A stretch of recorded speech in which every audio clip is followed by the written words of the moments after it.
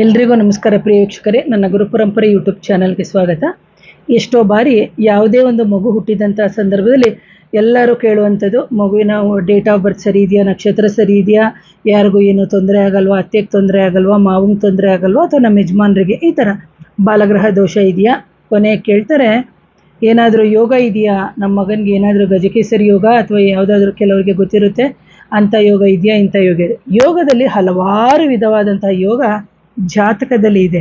ಆದರೆ ಎಷ್ಟೋ ಬಾರಿ ಆ ಜಾತಕದಲ್ಲಿ ಇರುವಂಥ ಯೋಗ ನಮ್ಮ ಜೀವನದಲ್ಲಿ ನಡೆಯೋದೇ ಇಲ್ಲ. ಅದಕ್ಕೆ ಕಾರಣ ಏನು ಅಂತ ನಾನು ಈಗಾಗಲೇ ನನ್ನ ಹಲವಾರು ವಿಡಿಯೋದಲ್ಲಿ ಹೇಳಿದ್ದೀನಿ, ಅದನ್ನು ನೋಡಿ ಅಂತ ಹೇಳ್ತೀನಿ. ಹಾಗೆ ಯಾರಿಗಾದರೂ ಮಾಂತ್ರಿಕ ಬಾಧೆ, ನಕಾರಾತ್ಮಕ ಶಕ್ತಿಗಳ ಸಮಸ್ಯೆ ಇದ್ದಂಥ ಸಂದರ್ಭದಲ್ಲಿ ನನ್ನ ನೇರ ಭೇಟಿಗೆ ಅವಕಾಶ ಇರುತ್ತೆ. ನನ್ನ ವಾಟ್ಸಪ್ ನಂಬರ್ ಬಂದು 7019806595ಗೆ ವಾಟ್ಸಪ್ ಮುಖಾಂತರ ಸಂಪರ್ಕ ಮಾಡಿ ಅಂತ ಹೇಳ್ತೀನಿ ಪ್ರಿಯ ವೀಕ್ಷಕರೇ. ಹಾಗೆಯೇ ಇಂತಹ ಯೋಗದಲ್ಲಿ ಎಲ್ಲರಿಗೆ ಗಜಕೇಸರಿ ಯೋಗ ಅನ್ನೋದು ಮಾತ್ರ ಗೊತ್ತಿದೆ. ಇವತ್ತು ಪಂಚ ಮಹಾಪುರುಷ ಯೋಗ ಅಂತ ಹೇಳ್ತೀವಿ, ಅದರಲ್ಲಿ ಮಾಲವ್ಯ ಯೋಗ ಅಂತ ಹೇಳ್ತೀವಿ. ಈ ಮಾಲವ್ಯ ಯೋಗ ಯಾವಾಗ, ಹೇಗೆ, ಎಲ್ಲಿ, ಇದನ್ನು ನಾವು ನೋಡ್ತಾ ಹೋಗೋಣ. ಯಾಕಂದರೆ ನಮ್ಮ ಶಾಸ್ತ್ರ ಅಂತ ಹೇಳಿದಂಥ ಸಂದರ್ಭದಲ್ಲಿ ಜ್ಯೋತಿಷ್ಯ ಶಾಸ್ತ್ರದಲ್ಲಿ ಪಂಚ ಮಹಾಪುರುಷ ಯೋಗಗಳು ಸಮೇತ ಒಂದಾಗಿದೆ. ಈ ಯೋಗವು ಶುಕ್ರ ಗ್ರಹದಿಂದ ಬರುತ್ತೆ. ಮೀನ್ಸ್ ಇದು ವೀನಸ್ ಪ್ಲಾನೆಟ್ ಅಂತ ಏನು ಹೇಳ್ತೀವಿ, ಈ ವೀನಸ್ ಪ್ಲಾನೆಟಿಂದ ಬರುತ್ತೆ. ಈ ಶುಕ್ರ ಗ್ರಹವು ಲಗ್ನದಿಂದ ಅಥವಾ ಕೇಂದ್ರ ಸ್ಥಾನಗಳು ಅಂತ ನಾವು ಹೇಳ್ತೀವಿ ಜ್ಯೋತಿಷ್ಯ ಶಾಸ್ತ್ರದಲ್ಲಿ. 1, 4, 7, 10 ಈ ಮನೆಗಳಲ್ಲಿ, ಅಥವಾ ತನ್ನದೇ ಆದಂತಹ ರಾಶಿ, ಶುಕ್ರನ ರಾಶಿಯಾಗಿರುವಂಥ ತುಲಾ ರಾಶಿ ಅಥವಾ ವೃಷಭ ರಾಶಿಯಲ್ಲಿ ಇದ್ದಂತಹ ಸಂದರ್ಭದಲ್ಲಿ, ಜೊತೆಗೆ ಉಚ್ಚ ರಾಶಿಯಿಂದ ಮೀನ ರಾಶಿ ಶುಕ್ರನಿಗೆ ಉಚ್ಚ ಸ್ಥಾನ ಆಗುತ್ತೆ.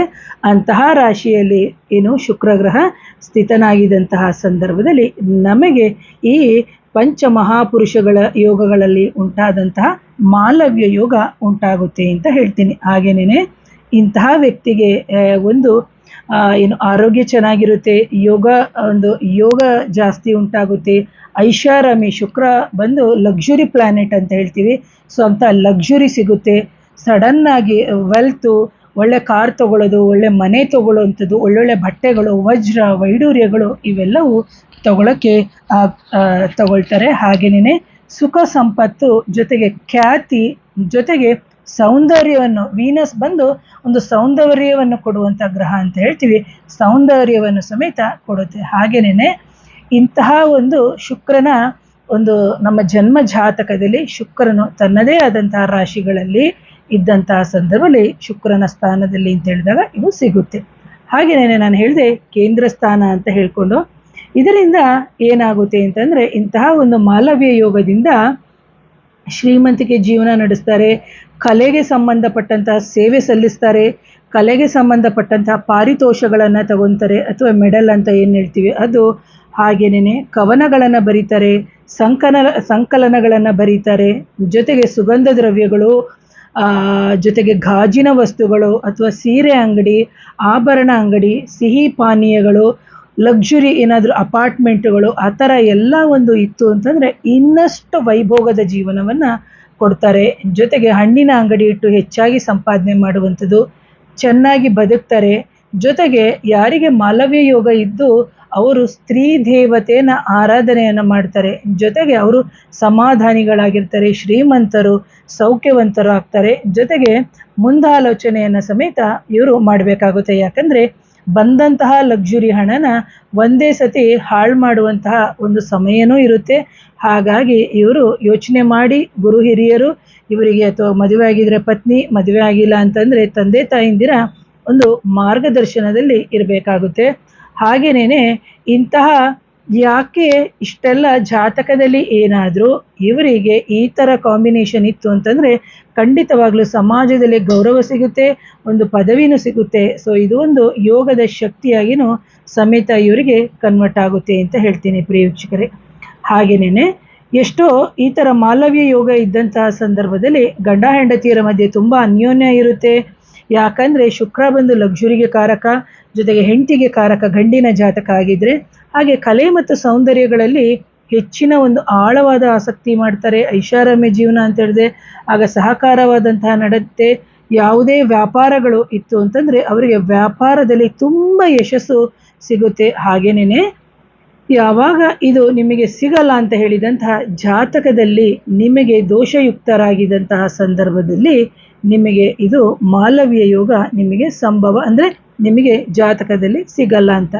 ಯಾಕೆ ಅಂತಂದರೆ ಇಲ್ಲಿ ಯಾವಾಗ ನಿಮಗೆ ಸಿಗಲ್ವೋ ಮಾಲವ್ಯ ಯೋಗ, ಇದು ಮಾಂತ್ರಿಕ ಬಾಧೆಗಳಾಗಿರ್ಬೋದು, ಒಂದು ನಕಾರಾತ್ಮಕ ಶಕ್ತಿಗಳಾಗಿರ್ಬೋದು, ಅನ್ಯ ಆತ್ಮಗಳನ್ನು ದೇಹಕ್ಕೆ ಕಳಿಸಿದಂತಹ ಸಂದರ್ಭಗಳಲ್ಲಾಗಿರ್ಬೋದು, ಅಥವಾ ನಮಗೆ ಅಷ್ಟಮಾಧಿಪತಿಯ ಅಥವಾ 6, 8, 12ನೇ ಮನೆಯ ದಶಾಭುಕ್ತಿಗಳ ಸಂದರ್ಭದಲ್ಲೂ ಸಮೇತ ನಡೀತಾ ಇದ್ದಂತಹ ಸಂದರ್ಭದಲ್ಲಿ ನಮಗೆ ಸಮಸ್ಯೆ ಉಂಟಾಗುತ್ತೆ. ಹಾಗೇನೇ ಇನ್ನು ನಮಗೆ ಇದು ಬಂದು 6, 8, 12ರಲ್ಲಿ ನಾನು ಶುಕ್ರ ನಮ್ಮ ಜಾತಕದಲ್ಲಿ ಇದ್ದಂತಹ ಸಂದರ್ಭದಲ್ಲಿ ನಮಗೆ ಶುಭ ಫಲವನ್ನು ತಂದುಕೊಡಲ್ಲ ಅಂತ. ಅಂತಹ ಸಂದರ್ಭದಲ್ಲಿ ಕಷ್ಟ ಇರುತ್ತೆ, ಅನ್ಯೋನ್ಯ ಇಲ್ಲದೆ ಇರುವಂಥದ್ದು, ಅಥವಾ ದಂಪತಿಗಳ ಮಧ್ಯೆ ವಿರಸ, ಡೈವೋರ್ಸು ಇವೆಲ್ಲವೂ ಉಂಟಾಗುತ್ತೆ. ಅದನ್ನು ನಾವು ನೋಡಬೇಕಾಗುತ್ತೆ. ಎಷ್ಟೋ ಜನ ಹೇಳ್ತಾರೆ, ಮೇಡಮ್ ನಮ್ಮ ಜಾತಕ ತುಂಬ ಚೆನ್ನಾಗಿದೆ, ಯೋಗ ಚೆನ್ನಾಗಿದೆ, ಗಜಕೇಸರಿ ಯೋಗ ಇದೆ, ಅಮಲ ಯೋಗ ಇದೆ, ವಿಮಲ ಯೋಗ ಇದೆ, ಧನ ಯೋಗ ಇದೆ. ಈ ಥರ ಧನ ಯೋಗಗಳು ಅಂದಾಗ ತುಂಬ ಯೋಗ ಇದೆ. ಇದರಲ್ಲಿ ಈಗ ಹೇಗೆ ನಾನು ಮಾಲವ್ಯ ಯೋಗ ಅಂದರೆ ಭದ್ರ ಯೋಗ, ಶಶ ಯೋಗ, ಈ ಥರ ಗುರುಹಂಸ ಯೋಗ, ಈ ಥರ ಎಲ್ಲ ಯೋಗಗಳಿದೆ. ಸೊ ಇದನ್ನು ನಾವು ಪಂಚಮಹಾಪುರುಷ ಯೋಗಗಳಲ್ಲಿ ಇದೆಲ್ಲವೂ ಬರುತ್ತೆ. ಯೋಗಗಳು ಅಂದಾಗ ಬೇಕಾದಷ್ಟು ಪಟ್ಟಿಯನ್ನು ಸಮೇತ ನಾವು ಮಾಡಬೇಕಾಗುತ್ತೆ. ಹಾಗಾಗಿ ಮಾಲವ್ಯ ಯೋಗ ಇದ್ದಿದ್ರೆ ಆಗ ಶುಕ್ರನ ಹೇಳಿದೆ, ಶುಕ್ರ ಸ್ವಸ್ಥಾನ ಮತ್ತು ಕೇಂದ್ರಗಳು ಅಥವಾ 1, 4, 7, 10ನ ನಾವು ಜ್ಯೋತಿಷ್ಯ ಶಾಸ್ತ್ರದಲ್ಲಿ ಕೇಂದ್ರ ಸ್ಥಾನ ಅಂತೀವಿ. ಅಂತಹ ಸಂದರ್ಭದಲ್ಲಿ ನಮಗೆ ಉನ್ನತವಾದದ್ದು ಸಿಗುತ್ತೆ. ಅಕಸ್ಮಾತು ಮೇಡಮ್ ನಮಗೆ ಮಾಲವ್ಯ ಯೋಗ ಇದೆ ಆದರೂ ನಮಗೆ ಅಪ್ಲಿಕೇಬಲ್ ಆಗ್ತಾ ಇಲ್ಲ ಅಂತ ಹೇಳಿದಂಥ ಸಂದರ್ಭದಲ್ಲಿ ನಮ್ಮ ಮೂಲ ಜಾತಕವನ್ನು ನಾವು ನೋಡ್ಕೋಬೇಕಾಗುತ್ತೆ.